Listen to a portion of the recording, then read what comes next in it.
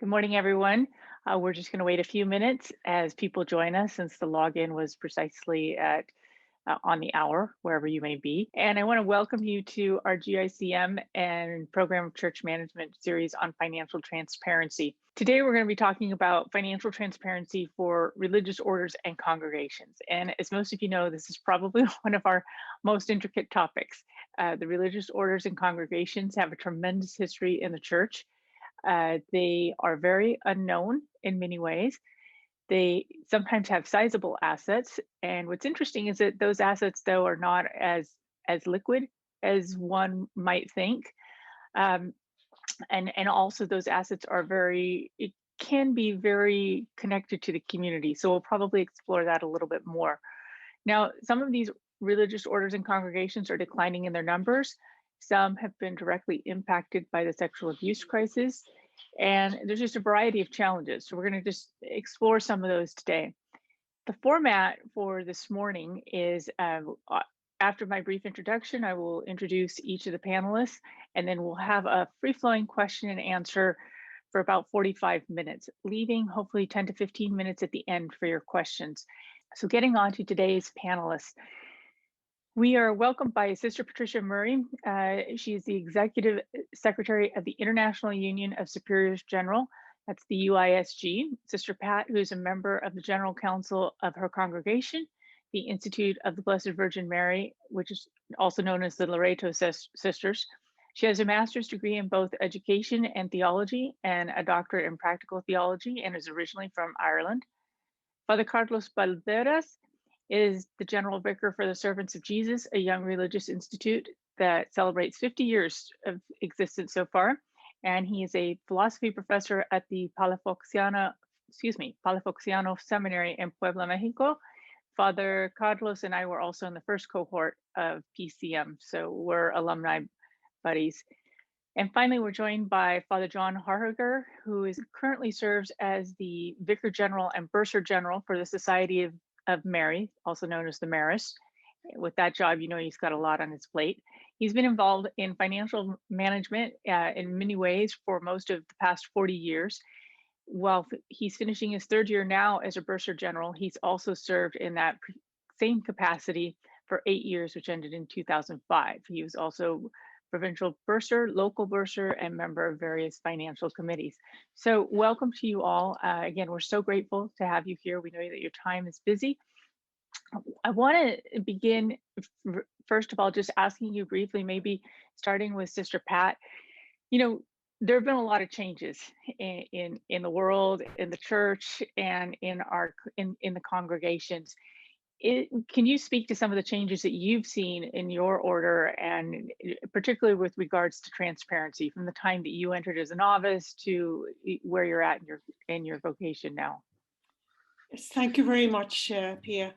Yes, there have been a lot of changes over decades, and I think there's obvious changes. I think certainly when I joined religious life, it was much more monastic. And over the decades, the presence of sisters has changed, not only working in institutions, in hospitals and clinics and schools, but also sisters have moved out into a diversity of ministries, serving as chaplains in hospitals and prisons, working against human trafficking, working with the poor in many parts of the world, working with women's groups, wherever there's need. Certainly when I look at the congregations that are members of the International Union of Superiors General, you see sisters everywhere on the front lines. And they're obviously finances are key to the mission and ministry of any congregation. And I think if I was to point to the changes that have occurred, I think over the years in the past, financial responsibility was held in the hands of leadership. And often as a member, you were not aware of in a sense, of the state of the finances of the province or of a congregation. Now this would be totally different in the sense, even from community level, sisters would know know the budget they have at a personal level, know the budget they have for their community or group or local ministry, also know the shortfall they have often in terms of trying to meet needs, and at the same time know the overall position in their, what we would call in the province, in the country in which they're working in, or at the international level. So that's a big shift, because in a sense we're all called to stewardship. Stewardship of the resources that we have. And part of the resources are in buildings and property that we have, but also in the liquid assets, in the money that we have in order to run the various projects, programs, or institutions. So I think we all have to, there would be a very keen sense within female religious life, I can speak for that, that we're responsible for the resources that we have and for the good stewardship of those resources. And Sister Pat, are the female religious orders as wealthy as people think that they are? No, they're not. One of the myths I often hear is, oh, you're paid by the Vatican.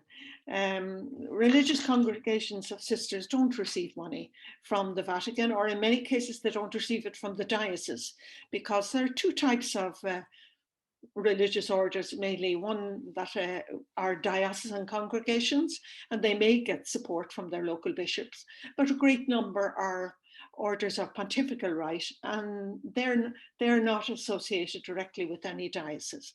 They run their own affairs. So I think often we have property often in many parts of the world, but you know the cost of the upkeep of property itself, it's very demanding.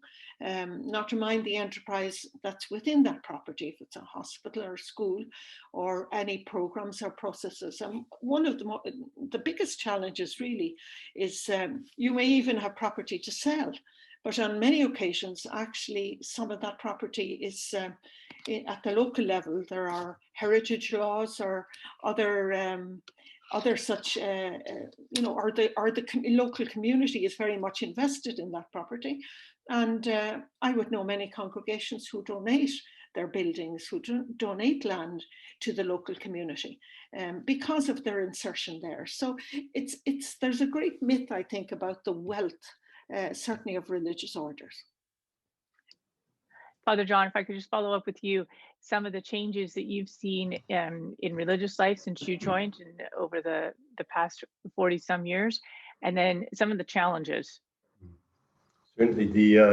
Certainly, I started back in 1980 in finances, and it was a completely different world then. We did everything manually. There was no computers, no technology. Basically, it was a one-person operation.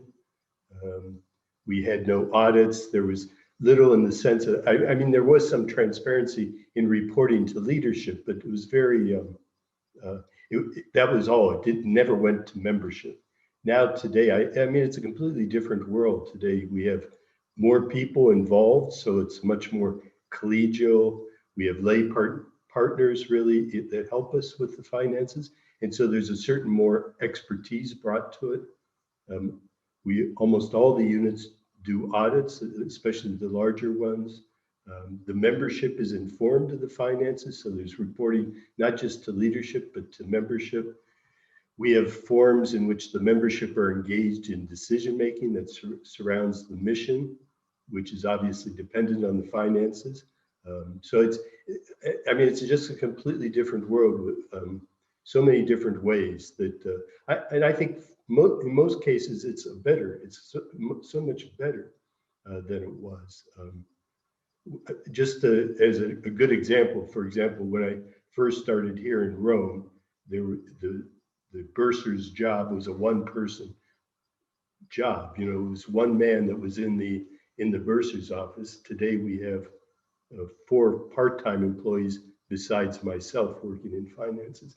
That enables me to do other things than just financial management. So I'm able to execute the role of Vicar General as well as bursar. So that's just one good example, I think, of how things have changed. We're also more global. So I think before we were much more national, we were more localized. Today we have a much more global sense, and people participate so much better in the sense of sharing resources.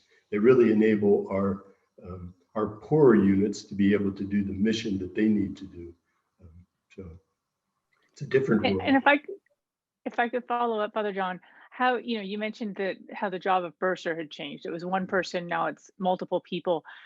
Most of the time, we have the saying, too many cooks in the kitchen spoil the broth, and so forth. And it's different because with finances, why is it that it's actually a good thing to have more people involved? And I should say more qualified people involved. Yes, I mean, we want people involved who have the skill set. Yeah, I always say it's never a problem having too many people involved in finances. The more people, it increases accountability and responsibility and accuracy. It creates this sense of a collegial co-sharing of responsibility and decision making. It just brings so much, and it relieves really certainly the bursar is relieved of the pressure of thinking he has to bear all of it, and he or she does not. We share that responsibility with other people. So it fits, I think, into the spirit of the congregation, which tend to be we're more collegial today than we've ever been, I think.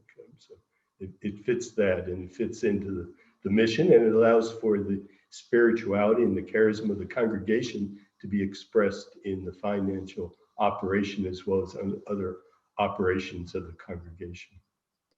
Thank you, Father. I want to turn to Father Carlos Balderas. One of the things that has struck me the more I've journeyed with PCM and now Global Institute is just how profound are the theological implications of this project, and how much I think the project is needed. I think this is an opportunity for the church to yet again witness to the world. Financial corruption, the lack of accountability, lack of financial transparency, those are problems everywhere in the world, not just in certain parts of the church. It's everywhere. And I guess I'm becoming more and more hopeful that the church can model this transparency and accountability, that what we're concerned about the assets of the church. We want to steward them well, so that they are at the service of souls. This is, at the end of the day, this is all about the salvation of souls, and we need to be using our assets as effectively and efficiently as possible.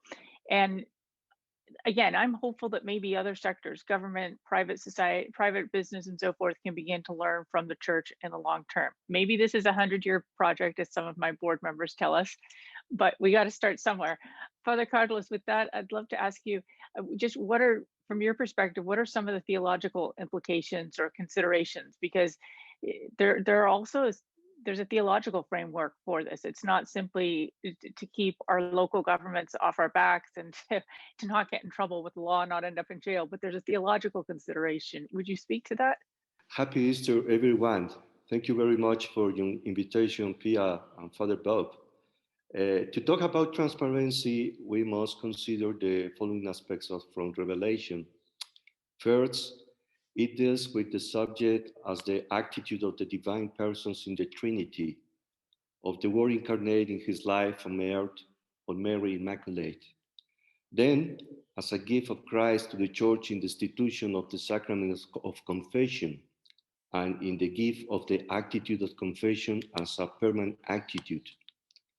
From there, it goes on to the attitude of confession as a proper to the following of Christ. That's why it is a characteristic of religious life. Transparency before God is also transparency before the brothers. The question of transparency before the world would be missing. The church must be transparent regarding the saving intention of the Lord, who encouraged her to cooperate with him. This transparency includes communion with the world in the ideals of justice. The church does not have a double moral, which allows it to carry one behavior inward and another outward, but rather submits to God's law on justice in human relationships. To be able to live like this, in transparency before the world, also with regard to economics, the freedom of the children of God is required. who are governed not by fear or by the calculation of advantage, but by love and truth. Transparency is specifically relevant to our religious institution because our mission has developed in different juridical forms. In our case, a young institution founded in Mexico and which developed his apostolic work in Honduras and Mexico, first like a society of apostolic life, and then like a religious institute.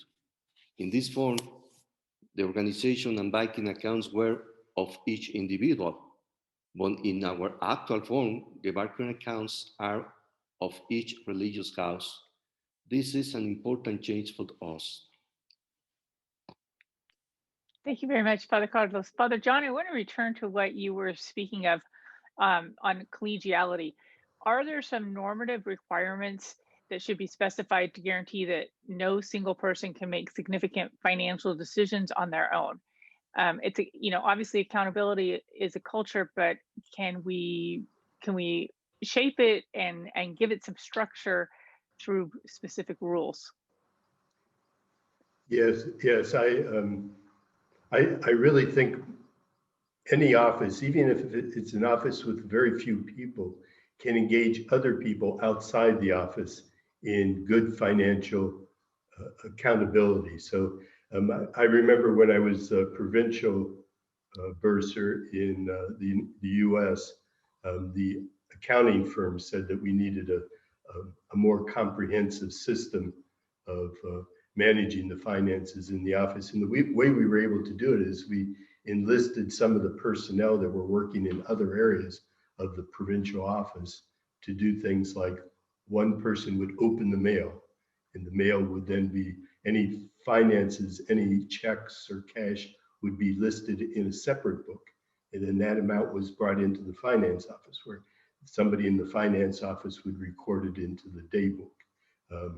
And then you had somebody who would prepare the deposit and somebody who would make the deposit in the bank. And so there was this whole system of involving people in the finance. The good part about it is it gets people involved who think they know nothing about finances, and they start feeling a bit better about it. It's not quite as incomprehensible as I think some people think. And at the same time, it really sets up this whole system of collegial working together on finances, on financial management. So I think most offices can do it. You just sometimes have to be really creative and pull people in, get people involved who might not see themselves as financial personnel. And this question is probably for whomever in the panel wants to jump in. Are there some resources specifically for religious orders and congregations? Is there a go-to place, a website, some organization that is putting out some of the best practices for religious orders? And if not, how do you develop what your best practices are? I think in many countries there are organizations for bursars. Here in Rome, for example, the General Bursars of Religious Orders have an organization and an association, and meet and share best practice and bring in advisors on areas maybe that are changing. Also at national level, there are often associations of bursars.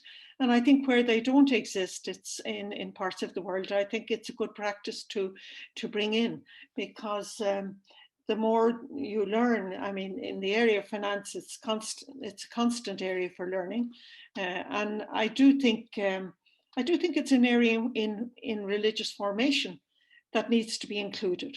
That even at the level of being a novice or your early days as a junior professed person, sister, brother, that it's good to know the structure and the financial mechanisms that do exist in the order. And I think, as Father John said, that people can play a role. One doesn't have to be a financial expert, but you can be part of the processes within a community or within a province, which ensures that there are the checks and balances that you need.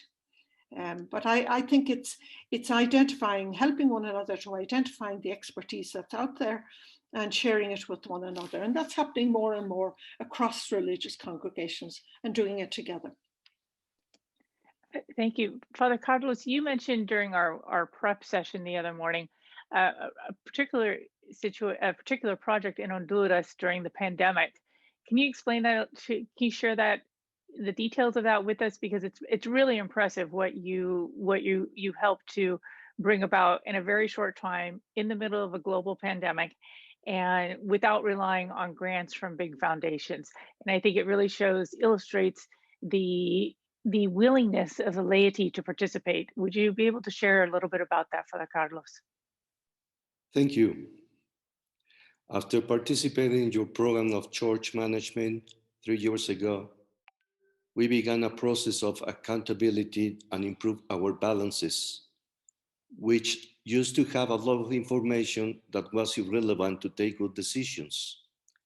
We define a new charge of accounts, which really are useful to know the financial position of our organization. And that helped us to take important decisions for the future.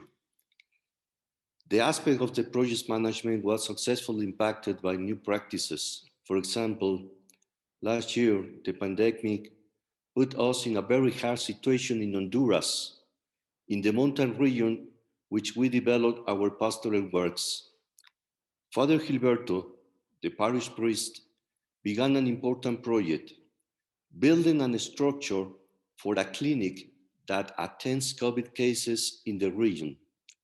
The goal was clear: gather an amount of $250,000 American dollars in 45 days and build at the same time the new COVID hospital in 60 days. It was an important goal in a poor region without resources and without expertise in this subject. The first definition was very important, trying to include and involve all the members of this society, health authorities, farmers, ranchers, merchants, the Catholic Church, and the evangelical churches. The population of almost 130 small villages, and of course, the mass media and social networks.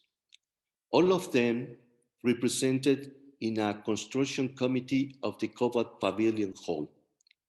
This was the official name. Financial transparency was fundamental to get the goal. Every week, a report of cash flow was published, signed with a professional accountant and the treasurer of the committee. I must say that the treasurer of the committee was Father Gilberto, who was elected by all the members of committee. Perhaps the biggest obstacle was cultural, not planning for the long term. But at the same time, this challenge motivates us to define a work structure, planning and supervising the development of works involved.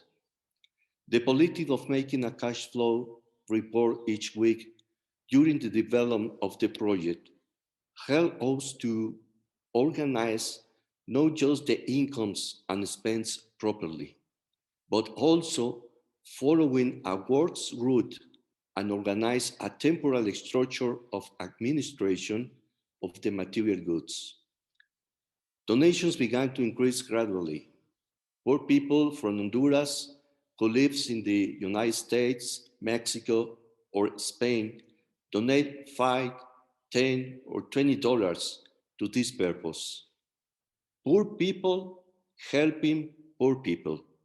There were not big donations of foundations. In my humble opinion, this is a sign of our times. After 4 weeks of diffusion by the media and social networks, the institutions began to involve. The government donated the land, the International Red Cross donated the salaries for medical employees during the first 6 months. The medical equipment was acquired and the specialized supplies were donated. During the construction time, it was necessary to make different modifications to the project. Not at all planned, but after collegiate decisions and good management of the crisis, the challenges were overcome. Certainly, the good communication of the project through social networks and later the diffusion of the project by the media was fundamental and a very important instrument for the success of the project. Last September 16th, Father Gilberto and the members of the committee delivered the keys of the new clinic for the care of the COVID in Olanchito, Honduras, to the sanitary authorities. Congratulations, Father Carlos. One of the things I have to say that I have found really exciting, frankly, from the very beginning, we've been told that what PCM, what the Program of Church Management is trying to do is very difficult, if not impossible, in developing countries. And the past 3 webinars, we have heard of specific instances where the principles learned were applied. And in fact, these principles of accountability and transparency have been implemented. In some cases, taking dioceses from the red into the black. In other cases, with fundraising projects, involving more people, including people just at the very local level, and pulling away from appeals, foreign appeals in the United States or the UK. We've heard from some of our individual students as well offline about the successes they've had. So I just thank you for your contribution, because again, it's encouraging to me. These principles, they're universal principles. They can be applied anywhere. And there might be some challenges. There's always going to be a challenge in fundraising. And speaking of which, I think I'm ready to hire Father Carlos to come and work for me to do fundraising. But maybe if I could ask Father John, along these lines, are people interested in hearing more about the finances, the profit and loss? How does this affect fundraising? How does this affect the way that the religious order or congregation is viewed by the public? Yeah, yes, I think people are interested in knowing about the financial resources. They're interested because they know you need some financial resources in order to do your mission. So if they're interested in the mission, they have to be a little bit interested in the financial resources. The reality is in the congregation itself, we don't have people that are necessarily trained in finances. We're generally speaking trained in theology or some type of ministry, education, etc. So I think to achieve the transparency that's necessary, you have to work a little bit harder in making sense out of the numbers for people. So you have to help people understand what the numbers mean, what all these reports mean, what are the records, what are they telling us, what are the challenges we face, and what are the good aspects of the financial reports.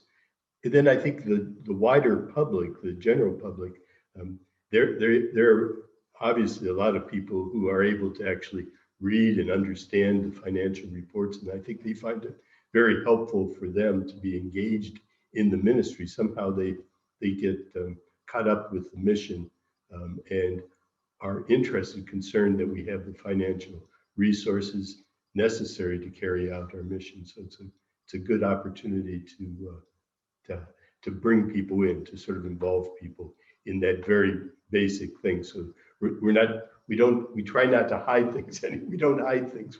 We try to reveal more of what we have, and people help us do that as well. And if we can just unpack this just a little bit more, Father, you've mentioned that you use lay experts, and then obviously there's a role for lay expertise. You've touched on it, but if you could just say more about lay involvement in general, because sometimes and again, it's just, this has been the tradition for hundreds of years in the church, if not thousands of years, that there hasn't been the same collaboration, or the collaboration hasn't been articulated in this way. Could you say more about that? Because what we're learning is on a very practical level is that we all need to be working together as the body of Christ instead of operating in our silos. Absolutely. I mean, I would say the involvement of the laity happens in a variety of different levels within the congregation. So you have if you're being audited, you have laity involved in the audit. If you have people in the office, you'll have a bookkeeper, or you'll have investment managers helping you manage investments, or we have an investment advisory committee. So we have experts on the committee that actually help us manage, but they're helping us to manage the other lay people who are actually managing the funds. So there's all different levels in which you have laity sort of helping us with it. And they bring in different levels, different degrees of expertise that we don't have. I've been involved in finances since 1980, and I'm an amateur really compared to a lot of the people that we have involved. What's helpful, I think, is I understand sometimes the advice that they're giving. So I think they find that helpful. I certainly find it helpful, but I don't have the expertise that they bring to it. So just recently, for example, we've hired, we call him a financial manager. So it's part of our succession planning for what happens when my term expires. So we have somebody that's already moving in who will be taking over more of the responsibilities that the Bursar General traditionally does. We'll still have a Bursar General, but that Bursar General will be working with this other person that will provide the expertise. He has all the background, he has experience, and he has the education that actually will bring to the office that competency that you're really looking for. Thank you, Sister Patricia. If we could, I wanted to return to you. You mentioned during our prep, just the challenges of the assets, and you touched on this in your answer at the beginning of the webinar.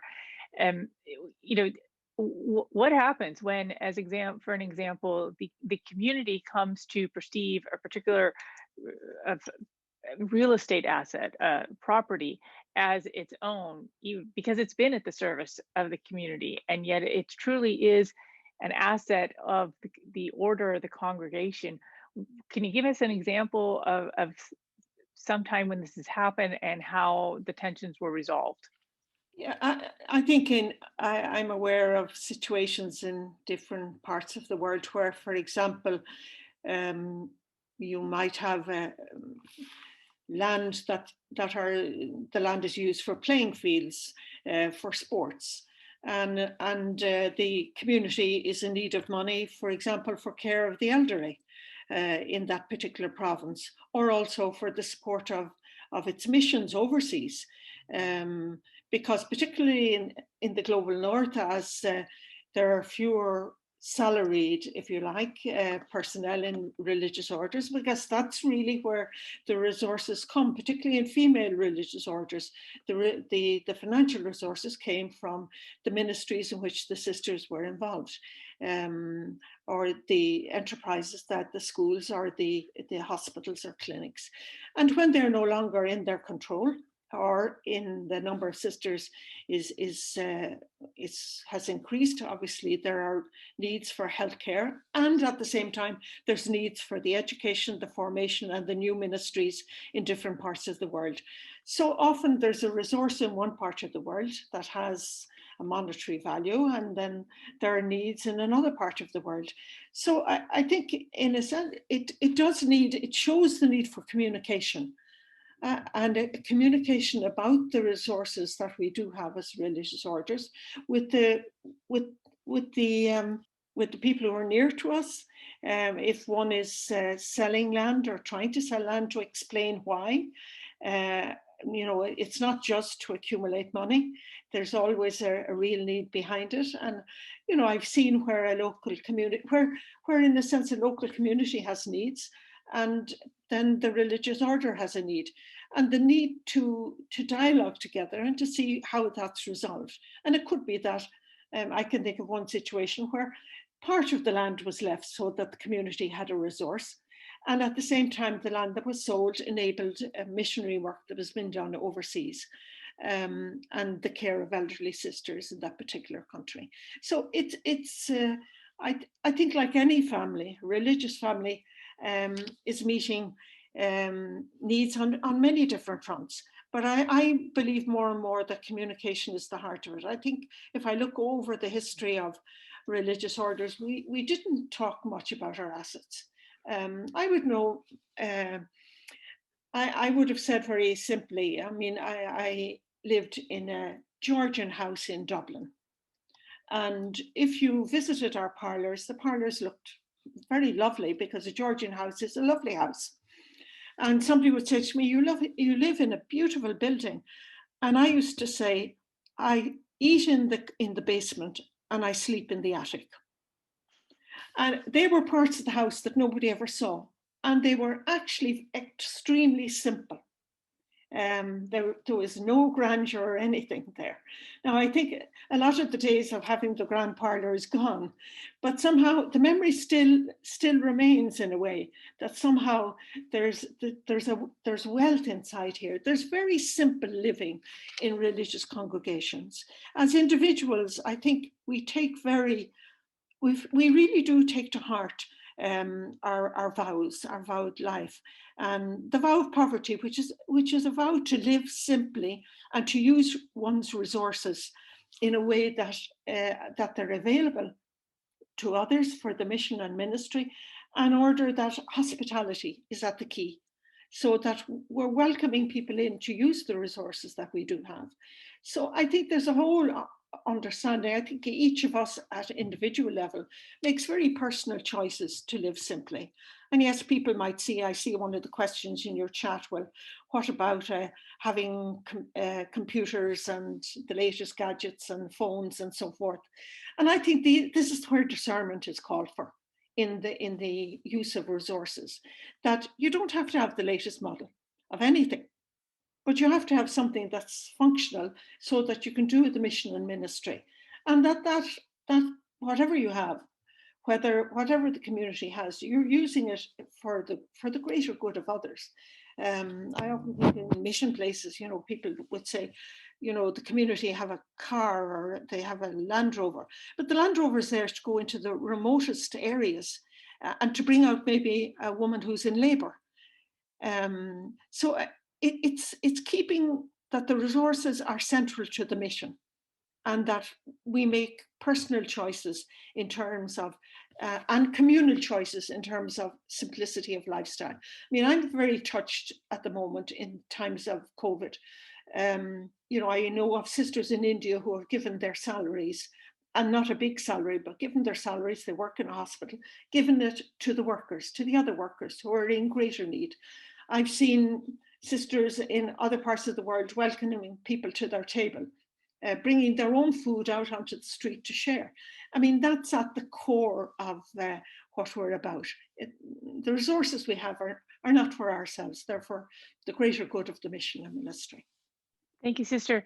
Father Carlos, since you're with a relatively new order or congregation, it's about 50 years old, would you speak to, do you think it's important that the religious orders train their members in financial management for greater accountability and transparency? And I think I know the answer to this because you've already invited Father Anthony Steppel, who was with the program of church management, to come to Mexico.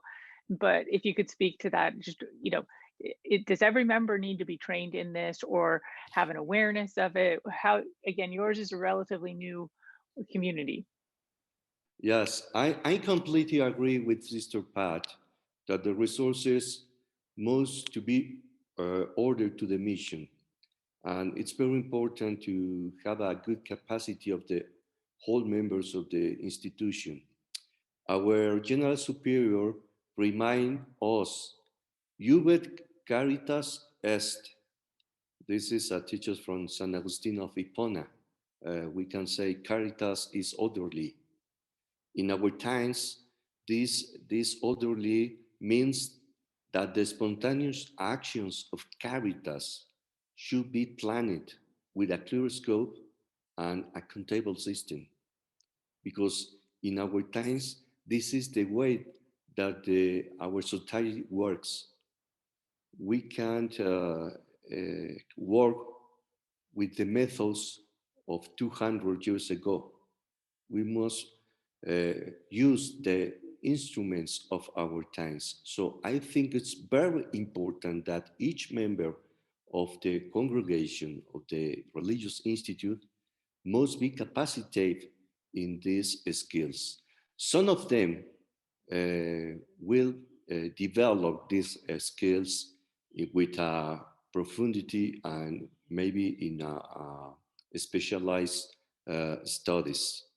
But I think that in our times, be transparent and financial transparent is a very important skill of the own mission, because the challenges of our times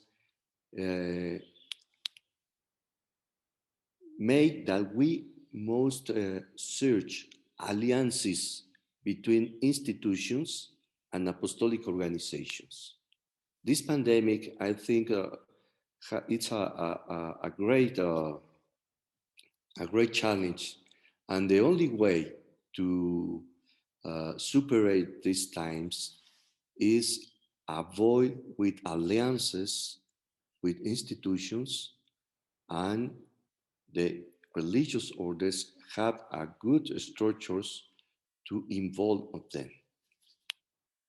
I just want to underscore, because I'm seeing this question a lot in our chat and in our Q&A. To what extent do you think that the members of your community should be trained in these aspects of financial transparency and accountability? I think each religious house must have a budget, annual budget. That's the third thing. The second thing is present an accountant report, a balance. And that is to all of the members? Yes, for all the members, because transparency is show who I am, and show who I am is show my incomes and my expense. And it's more efficient, the use of the resources, if we show what I have like incomes and expense. Okay. Father John, if I can just turn to you for one more question before we go to the Q&A. Maybe if you can speak to just the value of hiring lay experts. I mean, some people think that it costs a lot of money, we can't spend that money, and yet, you know, there's that saying, you have to spend money to make money. I think you also have to spend money to save money. Could you speak to that? Because some people, again, many communities are dealing with limited resources. How do you encourage them to incur that cost of hiring the appropriate experts? What's the win here? Yes, I agree completely with you. The win is that you save money actually by hiring people. You save it because they bring the expertise. They actually identify areas where you can, instead of buying this product, you buy this product, or you buy this that will actually help you monitor your resources.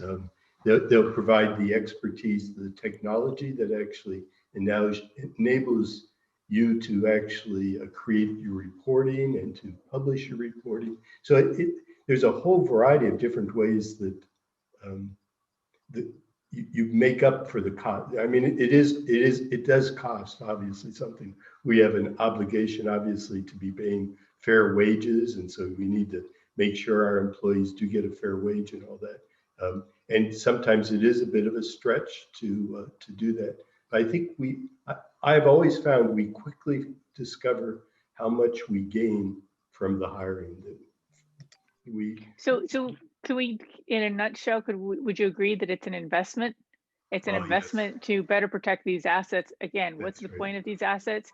It's the economy of salvation. We're doing this for souls. And so and don't forget, I mean, one of the big benefits too is that it frees us, the membership, the religious membership, to be able to do other things than just working with the finances. So we're able to actually engage in the mission of the congregation, which is since I started working in finance, I've never been, except at the very beginning, the first maybe 3 years, I have never been exclusively involved in finances again. I've always been, and that's because we've had lay employees that have really enabled me to go out and do the very work I believe I was called to do. So it's an investment. That's very good to hear. I mean, our philosophy at the program of church management, one of the reasons that we offer a certificate and I mean, we did some market research. The bishops didn't want an MBA or master's degree, and that's appropriate in some settings. But generally speaking, they were looking for more of a certificate program. And it's because we're equipping church leaders, mostly religious and clerics, to know the best management practices so that they can then in turn hire the right competent lay experts.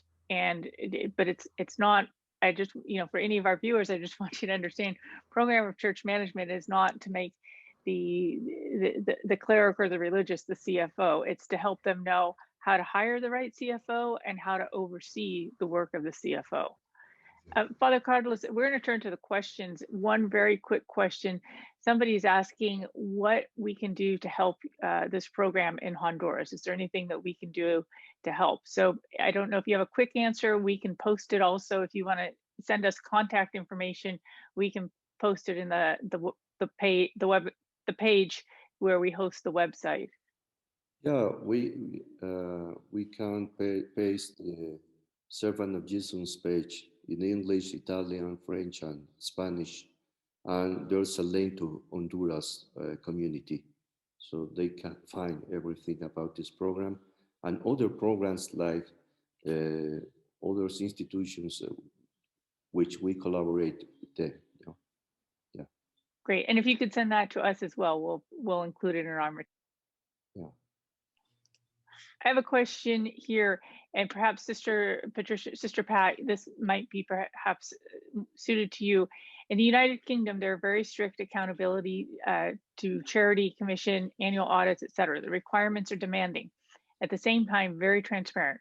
Do you ever find that there's a conflict between more and more legal civil requirements and congregation's mission? I mean, I think that's a very good question, because more and more in many countries, religious orders have charitable status, and therefore they have to follow the rules and regulations laid down by the governments in those jurisdictions. And I think I'm going back to say, in a way, the question is saying, is there a conflict? I don't think there should be a conflict. But in terms of revealing what the money is being spent on, what's being received, and also what it's been spent on. But I do think it's where we need experts to help us. And I go back to saying that we have competence to a certain level. I think we need the experts to advise us. I think it's a good thing to be transparent. I think one of the things that's happened in several parts of the world is that the community affairs and the ministry affairs have been separated. In the past, I know in earlier days, if you like, the whole account of both the sisters living and the ministry, maybe the school or the clinic that was attached, we're all together. Now, over a long number of years, a separation has taken place so that the life of the sisters and the costs associated with that and the costs associated with mission and ministry have been separated. And that's a very good thing. And therefore, it's in relation to the mission and ministry that one is giving an account. Though sometimes also the work and life of the sisters is involved in the accountabilities to charities. But I think it also is a way of holding us in a public arena to account. And I often think that practices like that, which are formalized in some countries, they're a guideline to us of what we should be doing informally in other parts of the world. Like, for example, having an audit, a regular audit, I think is a very good practice. It's not required in many parts of the world, but it's something we should all be striving for. Thank you, Sister. Father John, a quick question for you. Well, maybe it's not a quick question, but to what extent are religious orders financially accountable to the local churches where they are established? I think that's going to depend a bit on each of the local situation. Certainly, there should be some type of reporting for groups. For example, when we're in a school, you'd want to have some type of reporting of the local community that's involved in the school, reporting somewhat to the school community. So there's some responsibility to do that. I think it varies a great deal according to law in different countries, but there should be some type of sharing of information with people. If you're involved with people in a ministry, you need to be able to share with them something about your finances. It helps them understand better where you're coming from. And I think what it does is it helps to mitigate a little bit sometimes that notion that everybody's rich in the church, that the church is rich, congregations are wealthy. In fact, we pull our resources in order to enable us to do our mission and to take care of our own needs, our personal needs as well. So I don't think I answered your question well, but I think there is some type of obligation to sort of report to the local scene. I'm just not too sure who the local is in that question, I guess. Probably the local bishop. Oh, the local bishop, yeah. We are it depends on the congregation too. So we're a pontifical congregation, so we wouldn't have the same obligation to report to the bishop as such. But we would certainly want to help the bishop in whatever way we can. And if some reporting is helpful, we would do that. But otherwise, we're pretty well autonomous, and they like that. I mean, they like our independence of the diocese. It enables us to do our task, them having to get overly involved in it. Great. Sister Pat, maybe I could turn to you for this next question. The question here is, you're talking of transparency within a religious order, but there's also an issue on transparency on the financial situation of the religious orders and the church authority. The lack of competence for financial issues and the desire to develop the work of the order may lead a religious government to rely too much on banks to borrow money. If the financial governance of a congregation is not good, if the congregation is aging and no provision is made to take care of elderly sisters, if there is a political, economic situation or social crisis that leads to bankruptcy, it's too late to react. When are the pontifical religious congregations, if no one asks them for budgets and audits, when are they supposed to provide them, and to whom are they supposed to provide them? I mean, there are multiple questions in that, but I think it's at the bottom. The bottom line is saying that there needs to be a good financial system in place, and I think sometimes there haven't been good financial systems established. I think the question of who's the audit for.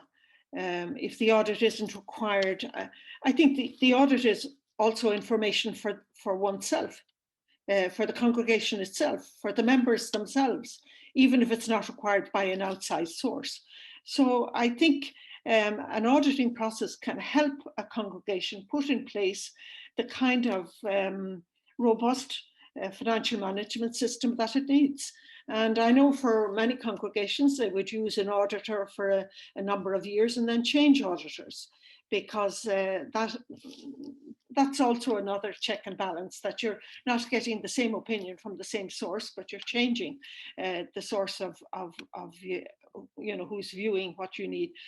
And I think religious orders relying on banks to borrow money, I mean, it's very hard to talk in general. Mostly, some religious orders would have investments, and they would use those investments for projects in the developing world. That's becoming less and less. More and more, I think at the local level in the developing world, I think Father Carlos's example in Honduras is a wonderful one, because it shows that in a sense, local communities have to see how they can resource themselves with help I think a lot of congregations would have, for example, solidarity funds, where parts of the world who do have or have the ability to access finances can give or loan to other parts of the world in order to help the mission and ministry. But I think, like everybody, congregations can't and shouldn't borrow what they're not going to be able to repay, and to be not to risk putting themselves into vulnerable financial situations and risking bankruptcy, as your questioner said. So that takes good internal management with good advice, support structures, and a good periodic audit. Thank you, sister. And maybe can I just add, would you agree that people, religious orders and congregations, shouldn't wait for pressure from the outside to do these, to take on these things, but they need to assume the responsibility now? I mean, I think what I was saying practices earlier is you begin to do this without somebody from outside saying, because this is good for the health of the order. For the financial health of the order, and also for the mission and ministry of the congregation. So it's not something we should be forced to do by somebody. In fact, it's something we should aspire to do because it's good practice. Great, thank you. I want to thank all of our panelists for your time. Again, I know you're very busy, and it's wonderful to have you sharing your expertise with us. Thank you for being part of this journey with us, and we look forward to seeing you in May. As always, we welcome your comments. Feel free to reach out to us whenever you can, and have a blessed week. God bless.